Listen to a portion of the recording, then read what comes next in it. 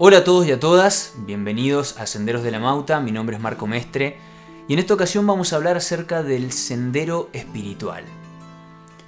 Sepámoslo o no, querámoslo o no, a lo largo de nuestra vida, desde nuestro nacimiento o tal vez desde antes, hasta nuestra muerte o tal vez después, post-mortem, van a sostener algunos, todos llevamos a cabo un proceso de maduración que es muy evidente en nuestro aspecto físico, pero que toca también a otros aspectos o facetas de nuestro ser. En dicho proceso vamos transformándonos constantemente, paulatinamente y a veces radicalmente, generándose un antes y un después en nuestras vidas. Como decíamos, el cambio físico es evidente, pero este cambio viene aparejado con un proceso psicológico de maduración.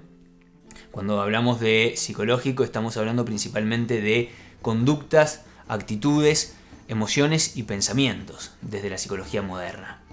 Pero también, al menos desde los primeros registros históricos que tenemos, como la epopeya de Gilgamesh, y muy probablemente desde antes, como va a explicar Mircea Eliade en el primer tomo de su trabajo Historia de las creencias y las ideas religiosas, y a lo largo de toda la existencia del ser humano, de la mayor parte de la existencia del ser humano sobre la Tierra, se ha hablado también de un proceso espiritual. Llega un momento en la vida en el que uno siente la necesidad imperiosa de detenerse y cuestionarse a sí mismo la propia vida. ¿A qué responde esta necesidad? Bueno, en primer lugar, nos impulsa a preguntarnos quiénes somos. ¿Qué queremos de la vida? ¿Qué esperamos de la vida? ¿Cuáles son nuestras metas? ¿Cuáles son nuestros valores más altos? ¿Cuál es nuestro sentido o nuestro propósito de vida? En otras palabras, nos impulsa a conocernos más profundamente a nosotros mismos. Y esto enseguida hace saltar la alarma de algo, del hecho de que no nos conocemos.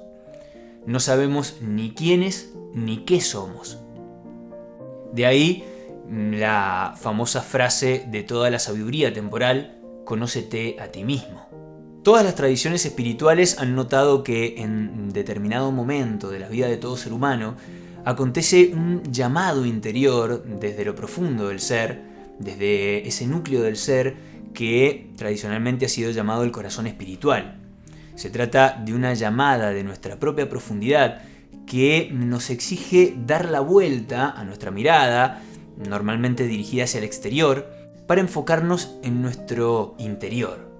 Este llamado algunas veces se da naturalmente por sí mismo y es cuando uno suele hacerse las grandes preguntas: ¿qué soy? ¿Quién soy?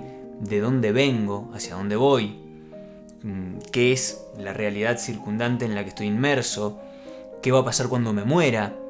Y la que tiene más peso o suele tenerlo, ¿cuál es el sentido de la vida? ¿Cuál es el sentido de mi propia existencia? Son preguntas que el ser humano se viene haciendo desde el comienzo de los tiempos y a las que se les han dado miles de respuestas, pero que no han podido ser respondidas de forma unívoca. Y es que probablemente no sean preguntas que puedan responderse de modo racional. Pero la razón no es la totalidad de lo que somos, existen también otras formas de conocimiento.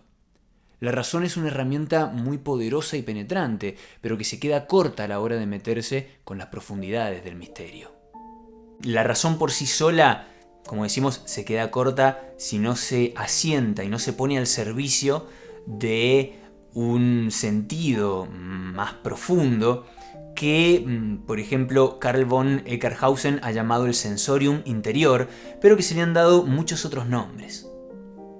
Por otro lado, en ocasiones el puntapié inicial para comenzar un proceso de autoconocimiento suele darlo un evento traumático, como puede ser que nos despidan del trabajo, o una separación, o la muerte de un ser querido.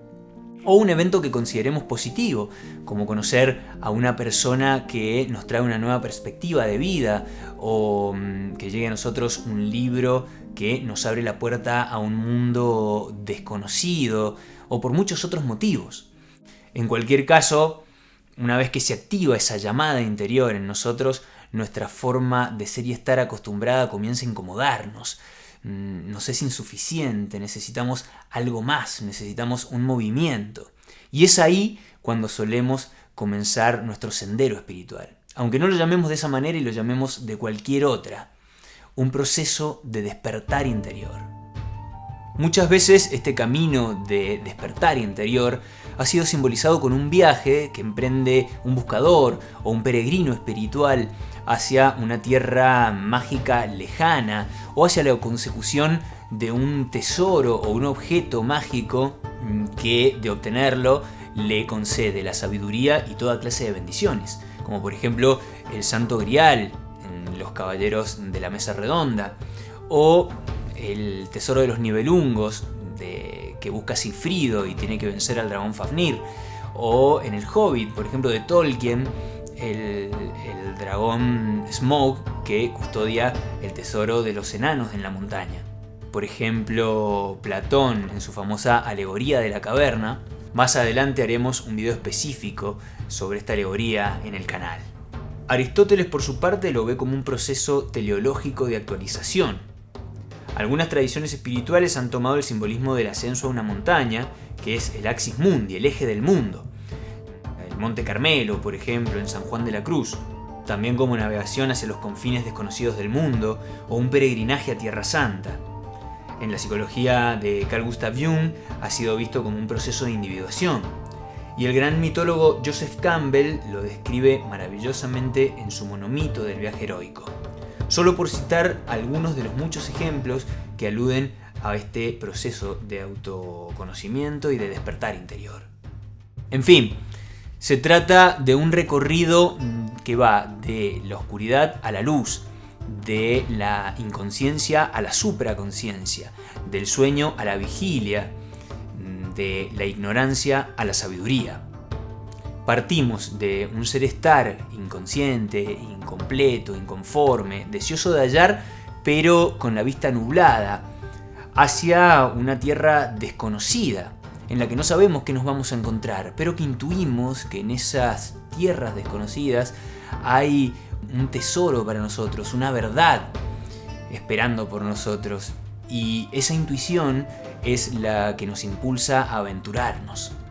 Es por eso que los primeros pasos requieren de mucho arrojo, de un salto de fe, de una confianza en ese llamado interior que no sabemos muy bien de dónde viene ni por qué, pero intuimos que debemos seguir. Y por supuesto requiere también de mucha valentía. Pero si nos entregamos y comenzamos nuestro sendero, muy pronto nuestra conciencia comienza a expandirse y empezamos a descubrir aspectos de nosotros mismos, del mundo y de los demás que no conocíamos y a veces ni siquiera sospechábamos. Y enseguida comenzamos a ver las huellas del Wei, como relata una antigua metáfora budista, que se refiere a esas pistas que van apareciendo en el camino y que nos van orientando. Y comenzamos también a foguearnos, comienzan las pruebas, la materia oscura comienza a hornearse desde el simbolismo alquímico.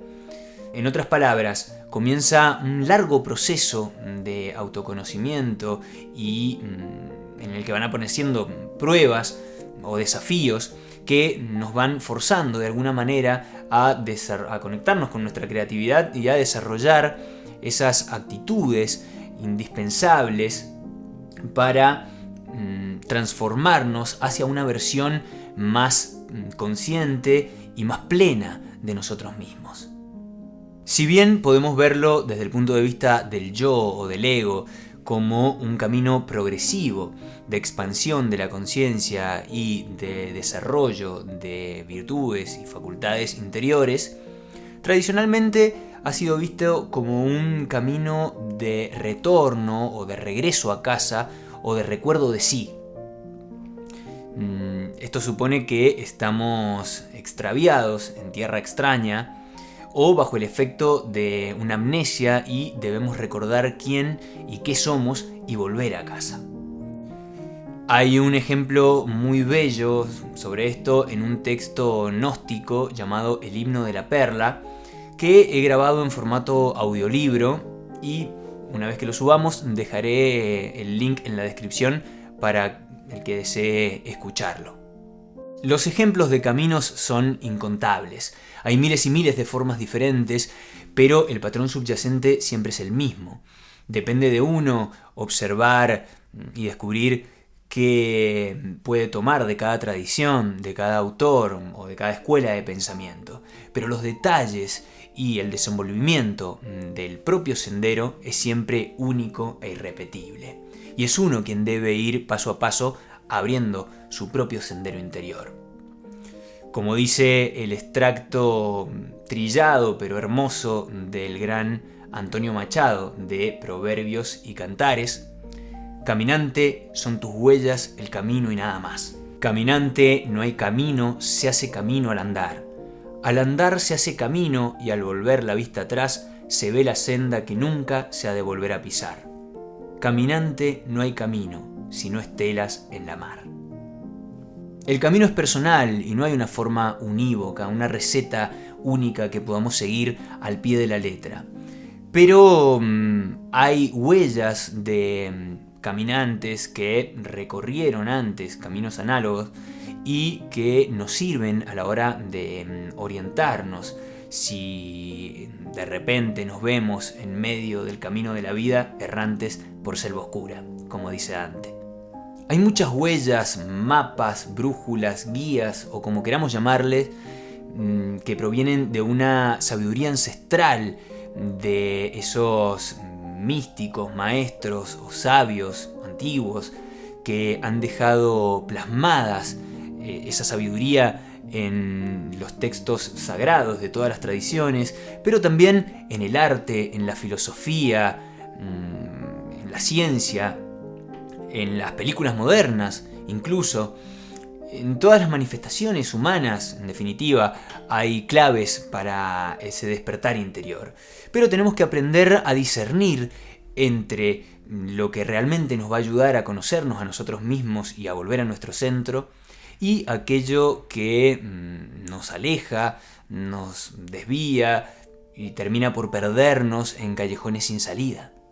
Sin embargo, tenemos que tener en cuenta siempre lo siguiente, que no hay intermediario alguno entre una persona y su conexión con lo más sagrado, lo más sublime y profundo de su ser, que sea indispensable, sino que hay una conexión directa.